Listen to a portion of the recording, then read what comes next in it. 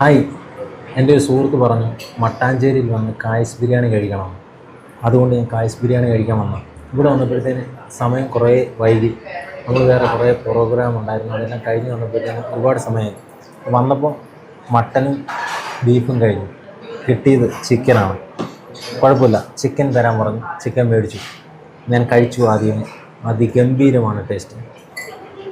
അച്ചാറുണ്ട്, സലാഡുണ്ട്, ഈന്തപ്പഴത്തിൻ്റെ അച്ചാറുണ്ട്, അങ്ങനെ ഒരുപാട് സാധനങ്ങളുണ്ട്.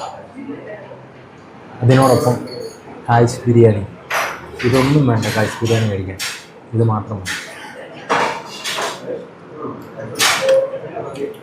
അതിഗംഭീരമാണ്.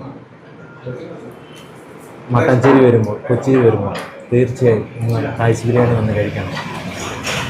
മട്ടാഞ്ചേരി കായ്സ് ബിരിയാണി ഗൂഗിൾ സെർച്ച് ചെയ്താൽ തന്നെ ഇവിടെ വരും. വണ്ടി പാർക്ക് ചെയ്യാൻ ചെറിയ ബുദ്ധിമുട്ടുണ്ട്. ഉള്ള സ്ഥലത്തേക്ക് അഡ്ജസ്റ്റ് ചെയ്തിട്ടിട്ട് വേണം. ഇനി നല്ലൊരു വീഡിയോ വീണ്ടും കാണാം.